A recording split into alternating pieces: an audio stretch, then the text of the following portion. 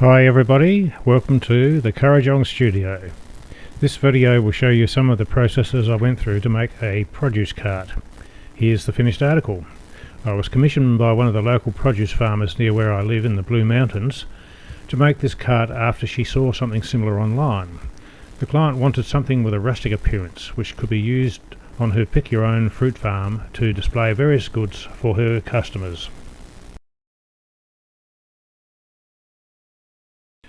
Fortunately, I had access to some lovely aged Oregon from a demolition job.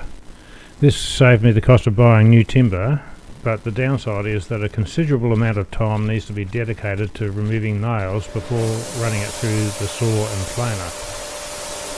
Once the timber had been de-nailed and sawn to size, I was able to get busy making the parts. Here I am sanding down one of the long bits of wood used to make a side rail for the box base. And sometime later, after preparing all the wood stock, I got busy cutting the pieces to length and making the joints. I wasn't concerned about marks left by nail holes, as the client was happy with a rustic look. I've already pre-assembled a dry fit for some of the parts, as you can see here. This is part of the end frame for the storage box.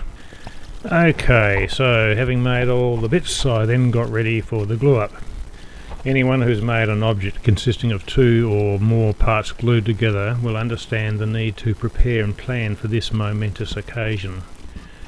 Dry fit and test, clear the work area, have the glue pot ready and full, set out the clamps, preset the clamps to their required length, have protective scraps of wood available to prevent clamp marks, have a set square at the hand and a cloth to mop up any mess from squeezed out glue. Then hold your breath and start gluing the joints. Assemble the job and get it done as quickly as possible before the glue sets. No stressing. Next, we need to check that this arrangement is square.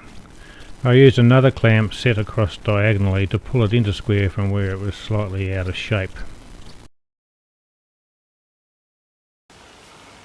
Again.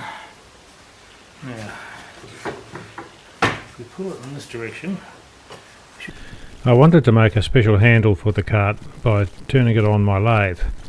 This lathe is designed to make shapes based on a template attached to the lathe base. So I set to work roughing out the timber using a length of square section Oregon I had lying around. The clamp that holds the template is here under the chuck. There's another similar one at the other end of the lathe bed. How this works will become clear in just a moment. This is the cutter which is used for carving the wood. It's got a pointer that guides it while sliding around on the lathe bed. To make the spindle, I drew a nice looking profile on paper.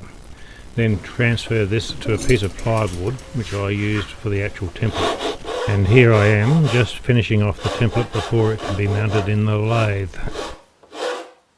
And here we go with shaping the spindle.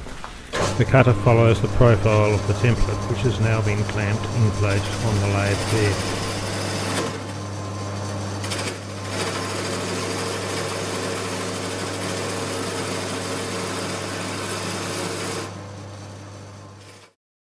Here's a better view of how the template is clamped in the lathe.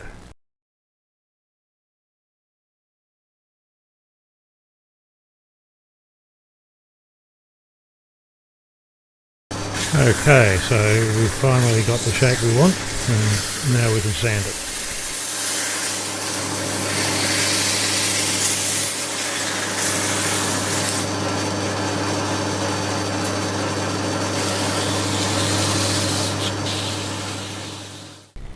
After gluing the various bits together, it's starting to resemble a cart. I made the base by cutting out the required size from a piece of 18mm plywood. At some time earlier, I made some wheels. The grey one here is my creation, but I wasn't happy with this as it wasn't really round enough. The black one was reclaimed from a junkyard and fitted instead.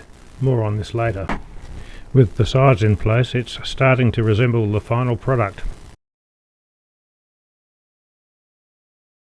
The doors are held in a track nailed and glued to the top and bottom frame rails. I was quite pleased with how the doors turned out. This was my sliding door moment. Next was the canopy frame, which can be seen here sitting on top of the main storage box for the cart. You can see underneath that I have also made the top of the box from more cedar panelling that was glued onto a sheet of 1 centimetre thick MDF. We're getting near completion now. Here's Ruth standing behind the cart, and the shelves have been made now too. The larger shelf is 40 centimetres wide and the smaller one is 30 centimetres wide. The shelves sit on wooden brackets, so they are at different heights of about 30 centimetres. I haven't screwed them in position in case the client needs to remove them for some reason. Ta-da! It's done. The canopy was made by Ruth from some calico material bought from Spotlight. I love the way she's done the scallops. The wood was finished off with a light spray of satin estopole, and then after a light sanding a coat of Danish oil was applied by cloth over the entire surface. You may notice that the small wheels have been replaced by the big ones on request from the client.